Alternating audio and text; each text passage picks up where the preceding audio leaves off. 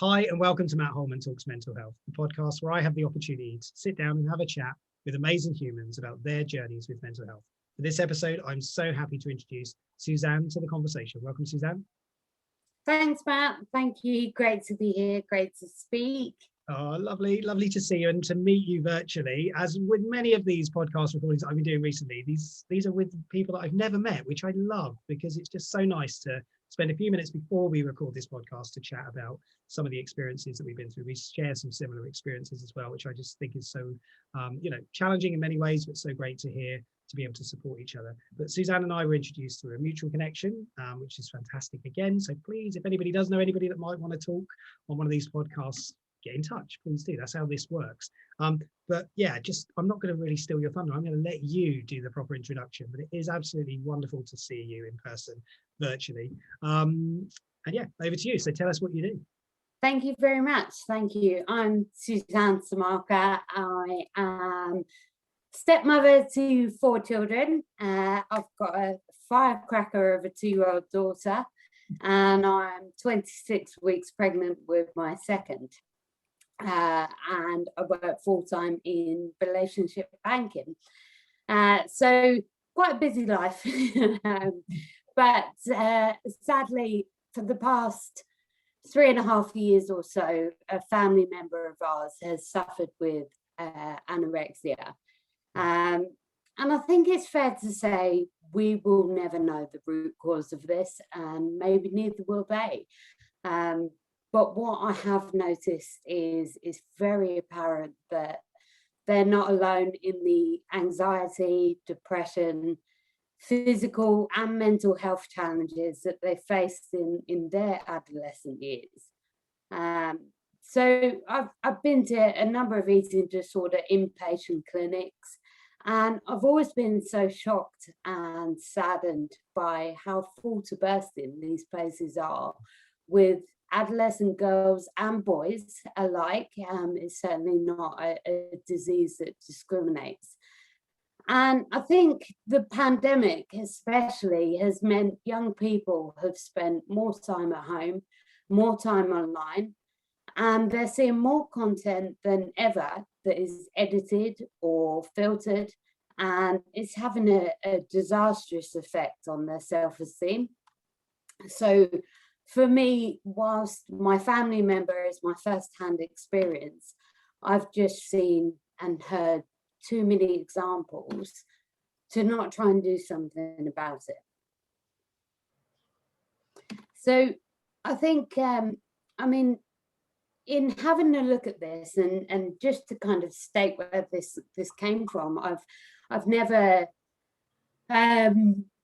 really been faced with mental health challenges in young people before. So this was kind of my first-hand experience.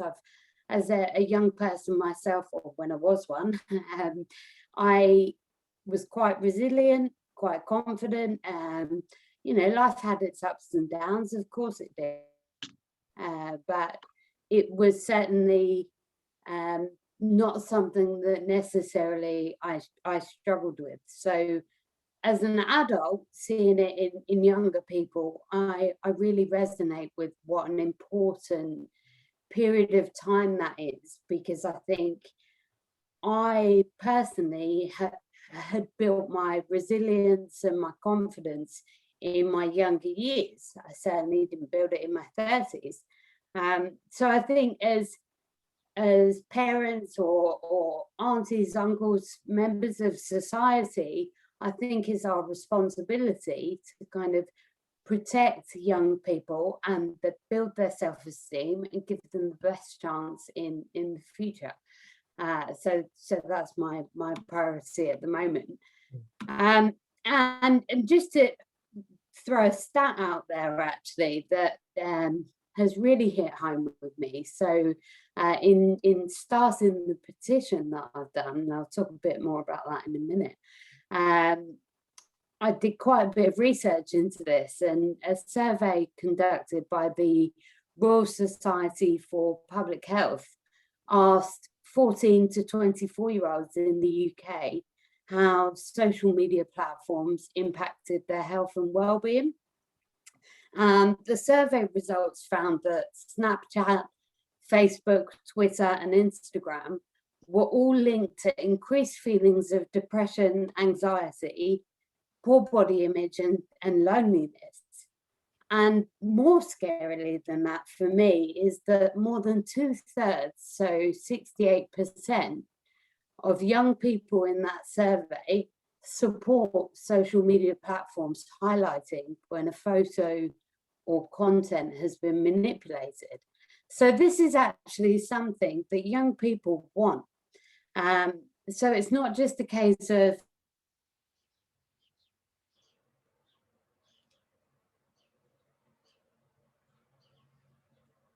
So at this point, it looks like we might have lost Suzanne from the conversation. For anybody that is listening to this recording, we're hopeful that Suzanne will be coming back with us shortly.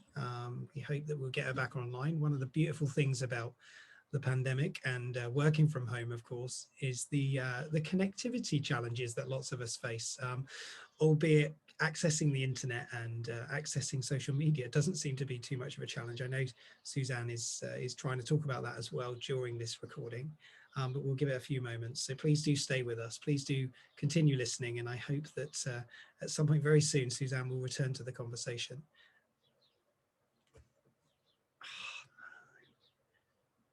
Okay, she's back. I was filling there for you, Suzanne, so we're all good. So one of the joys, I was just explaining the joys of technology and the wonders of Wi-Fi. And you're on mute at the moment as well, so this is like another piece to it, isn't it? there we go. There you go. So sorry. Still recording. It's all good. Good. This is live, Yeah. isn't it? This is the perfect thing. It's perfect. Real life, eh? Yeah. Where did I get to?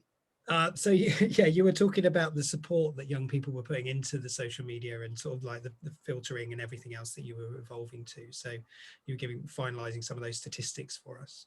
Yeah, absolutely. And I think just to reiterate on that, the survey that was conducted, more than 2/3 of the young people that were surveyed said that.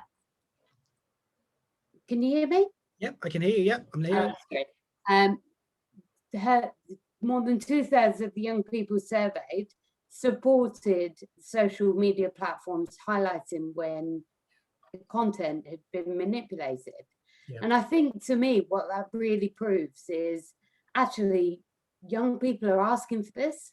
They're reaching out and asking for the support. And if we don't put that in place, we're just ignoring them at a time when I think it is so crucial for services, charities are, full to bursting at their max, especially after the pandemic.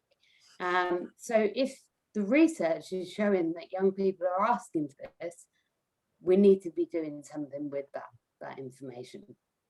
And I think whilst the statistics don't lie, the real people who have been in contact with me since starting the petition really hits home. And I've been contacted by many teachers who have told me about their experiences of conversations with their students who just feel under extreme pressure from social media perceived perfection, or crippling loneliness when they feel their faces don't fit. The irony of that being apparently we're more connected than we've ever been, and people are lonelier than they've ever been.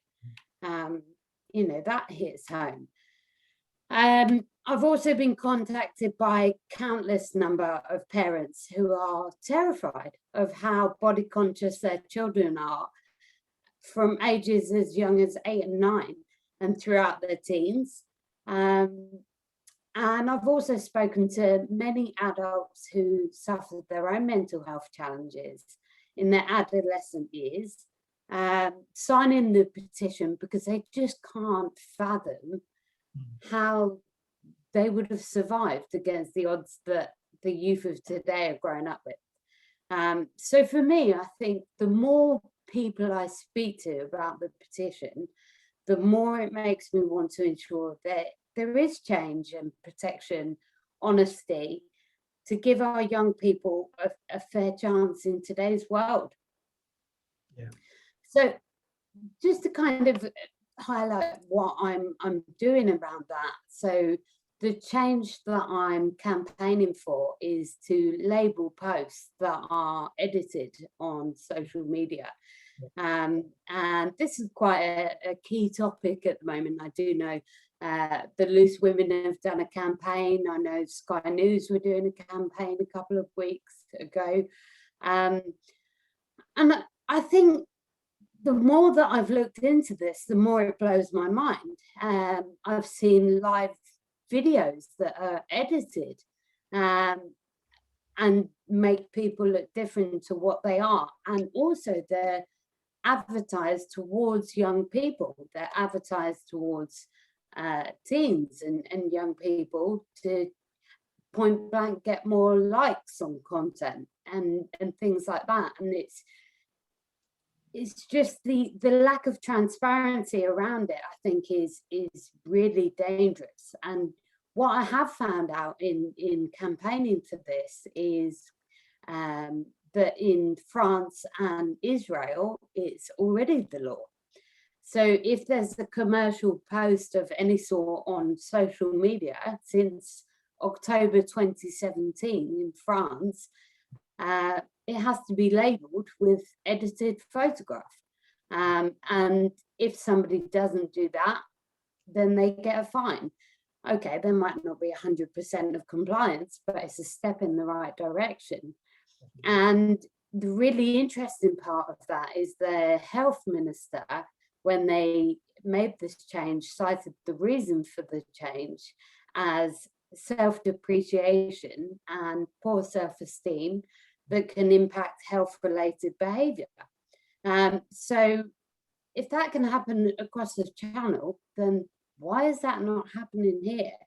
And the main reason for it being put in place was to basically positively impact health-related behaviour. So that's what I'm campaigning for. And you know, the good news is at the moment there's 2 MPs that are on board with this. There was an MP, the stars have aligned a little bit, because there was an MP that put together the digitally altered body image bill, and he presented that to Parliament last September. And he's an MP now, but he's also an ex-GP. And as a GP, he saw countless number of people negatively affecting their mental health by trying to obtain an image or a body that doesn't exist and isn't possible to achieve, which is why he's trying to get this passed. Now, sadly, it wasn't heard a second time because the parliamentary season changed. And what that means in Parliament is back to the drawing board. You have to get the time in Parliament and all of that kind of thing. So he's doing what he can to get back out there. But the good thing will be any increase in signatures, increase in public support, that public weight really brings a reason for it to be talked about in Parliament. And that's how we create actual change. And the good thing is it's quite a black and white problem. Label it or don't label it. It's not very, it's quite clear what the solution to this individual strand of the problem. I do understand it's a very wide range problem, but a step in the right direction for me is one step forward that we're not doing at the moment. And in addition to that, where I live, so I live in Watford, and my local MP is a gentleman called Dean Russell, and he's also supportive. And coincidentally, he also signed the original bill in September. So, like I say, stars have aligned a little bit because he's my MP anyway, so he's very supportive and so on. So it's good to see that this is prevalent in Parliament, but it's something that I think if we can increase the actual signatures, we can create action on top of awareness. Mm. Right. Wow. Incredible. It's fantastic to hear your positive spin in terms of, trying to take positive action to it. That's so important in all of this. And, underpinning that is your experiences that you've been through, within your family and so on. And it really is, something that, and I can speak from the heart as well with this, of course, my family, we have similar challenges that you've experienced as well. And recognizing that sort of imagery and things like that are really influential towards young people's minds at the moment. They look at something and think it has to look like this. And I totally understand what you're saying. What's the barriers, do you think, or what are the barriers to change at the moment? Do you think it's just that there's other priorities, or is it, I don't know, what do you think? So from my experience, I mean, I set this petition up 8 weeks ago, and I think the barriers at the moment are, I mean, I've worked in banking all my life. I've never done any form of social change. I've probably got did have quite a close-knit banking network, if you like, and that was about it. So it's kind of connecting with people and getting this out there. My experience has been, everybody that's heard about it has said that we need to do that. And the amazing thought process of it has been how many people have said to me, I can't believe this isn't already the law. So people kind of don't realize the dangers of it. And even people like my mum, for example, obviously my mum's older. She said, I wasn't around when these kind of things, or I was around, I grew up in the world where these things didn't exist. So I just take what I see on face value. And it just goes to show that you do. So if you're doing that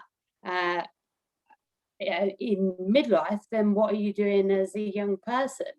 And I think, so one of the barriers for me is getting this out there and people realizing the importance of their signature and their support to it. There's a huge amount of people creating awareness, but it's adding that action to awareness.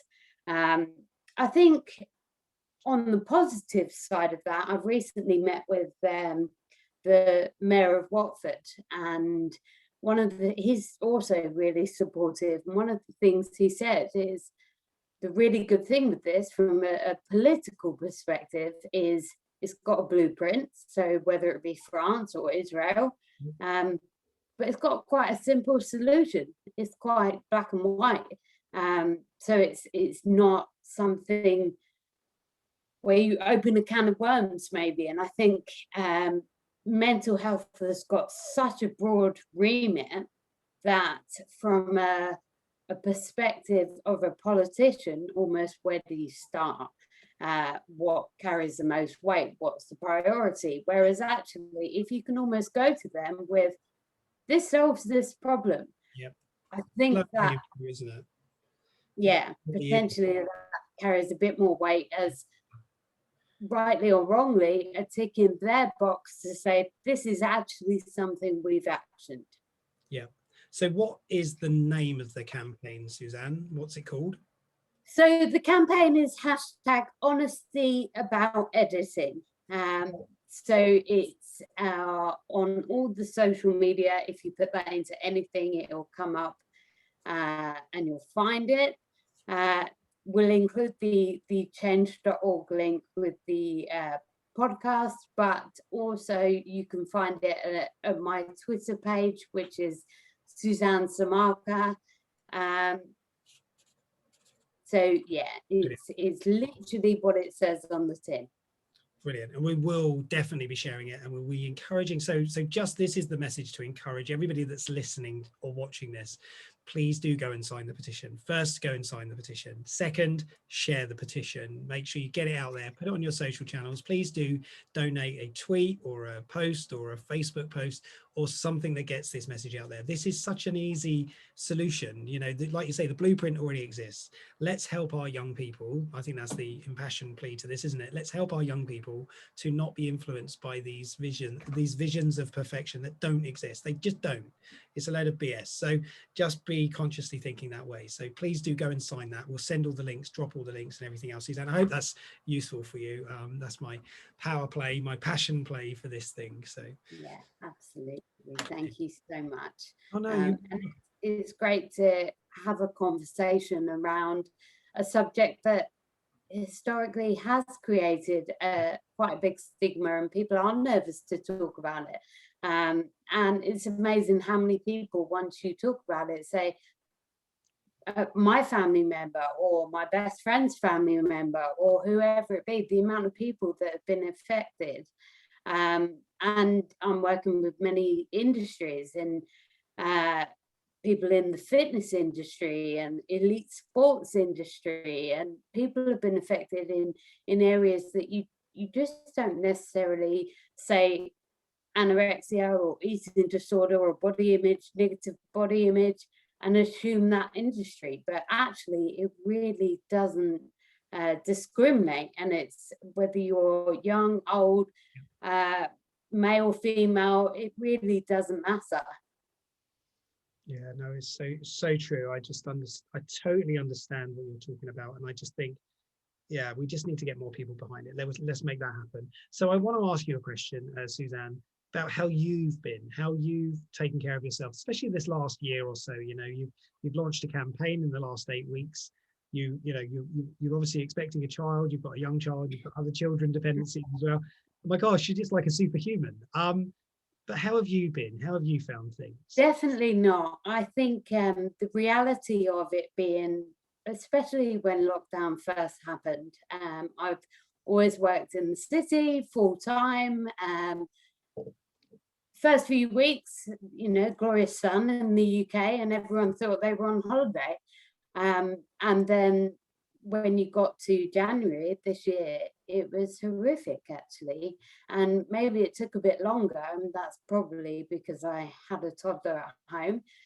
You didn't necessarily have the same time to think about it. And when she was in bed, you weren't far behind. But I think once January hit, and it was my partner's 50th birthday, the day after Boxing Day, and I had been planning plans for about 12 months beforehand, that obviously all came to nothing, and you have to think outside the box and dig pretty deep to try and kind of make the best of the situation. And he's from a big family and all of those kind of things, and I think that really hit home actually, that I'm not all right with this, and it's not where we were in March the year before, where it was glorious weather and you could work from home, and I work full time, and oh my God, I'm getting all this extra time with my toddler that I never met. I just returned back from maternity leave, and I think for me, I work better under pressure, and I work better when I'm busy. If I'm not busy and I feel like I don't have a purpose, that can be sometimes where it's easy to go into a downward spiral.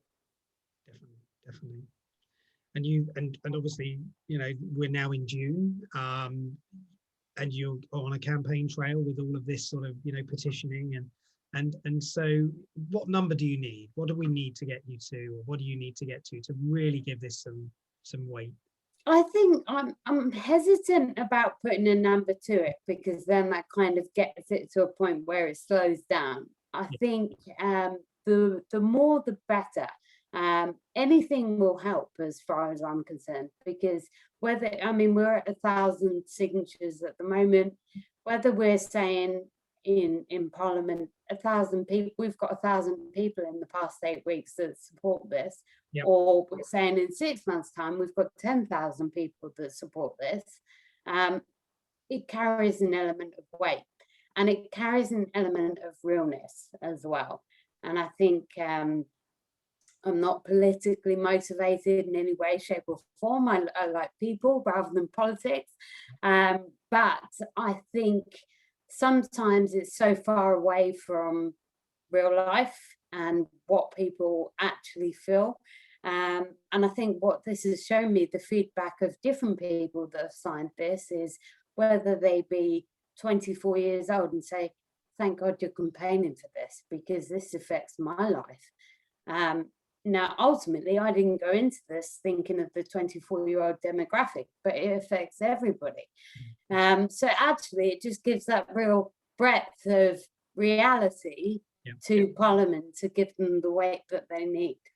Brilliant. Yeah, and you know, let's hope that happens and that they take it seriously and it gets something on the table quite quickly within this parliamentary season.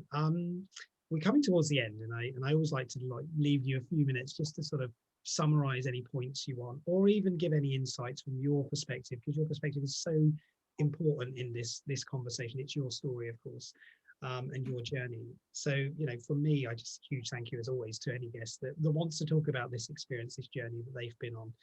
It's been an interesting one for you, of course, because you know you've been through experiences with close family members, and now you're campaigning to help families like mine, actually, who struggle with some of these things and really worries about that, especially having a younger daughter as well, who is heavily influenced by social media. I can say that out loud, and you know, and that's a worry and a concern that I genuinely do have, because she is very heavily influenced by that. So yeah, so thank you for raising that, and really, really genuinely wishing you all the very best with this campaign. I just genuinely hope it's going to take off and they're going to do something with it. So throwing it over to you, Suzanne. Final thoughts, comments, anything? Yeah, I mean, I've had a lot of concerned parents and carers get in touch, and I think you know, the key thing to reiterate here is I haven't got anything against social media or even editing per se. I've got an issue with the lack of transparency, and I think it's fair to say that social media won't go away. I don't think it should, but I do think our relationship as a society with it needs to change. And personally, I've benefited from social media breaks, muting content that doesn't make me happy, and it really does take some self-control. But when you do it, you see the benefits of it quite quickly. And I think for parents or carers, having conversations rather than arguments, if possible, easier said than done, I do know, about how what's being seen is unlikely to be true life. And social media is only ever a highlight of somebody's life. You very, very rarely see the downside. And that's before it might be even more fabricated with edited content. So it's just reiterating to all of us, whether you be young or older, that everybody's lives have ups and downs, whether it be work, school, personal lives, mental health, everybody does. And it's really holding on to you and your resilience in that, I think. Yeah, that's so true. Yeah, absolutely. And you're right, transparency. I think that was sort of the word that I picked out of that in particular, is having that transparency. You know, it's not about, we don't want editing, but it's about, if you've done it, tell us. Yeah, absolutely. So difficult, isn't it? Because marketing machines, they like to sort of twist and bend things without letting us know that, oh, that's not real. And when you look at how they present food, and I know that's not the same example, but you know, and how they glamorize it all in a different way, don't they, with hairspray, and gosh, you wouldn't eat what they put in front of you anyway, and most of it's polystyrene anyway. But listen, Suzanne, I thank you so much again for all the campaign. Thank you for having me. Oh, you're more than welcome, and please do stay safe, look after yourself, and obviously the baby that's on its way. So good luck with everything there. Thank you. Your 2-year-old and all the other campaigning and everything else that you do with the work that you're doing. So you're just a fabulous, amazing human. So keep being one. As I always do, just at the end of this, just quickly to say, if anybody is struggling, if you've listened and you've heard anything, or you're worried about anything, please know it is okay to talk about these conversations. It is okay. That's why I love this media, because it gives us the opportunity to listen to people explain their work, their versions of the world. But if you are struggling, you need somebody to talk to. No, there are always organisations out there that are ready, waiting to listen. Samaritans exists today for exactly that reason. Contact them, 116123. If you want to get in touch, please know that there are always somebody, a friendly voice at the end of the phone. You never know, you might get me one day. But please do always reach out. If you don't want to call, if you're a young person and you're struggling with picking up the phone, you can always text to shout 85258. There are other organisations as well out there. But no, you are not on your own. Campaigning like the work that Suzanne's doing, the work that I'm doing through mental health, is all about helping to raise awareness and change the conversation so that we all support each other. Not that we're running off in separate directions, trying to solve all these different puzzles. We're trying to do this in combination and collaboration. So brilliant stuff. Thank you, Suzanne. We are finished for this session, but it's lovely to see you. I wish you all the best. Thank you very much. Take care. You're welcome.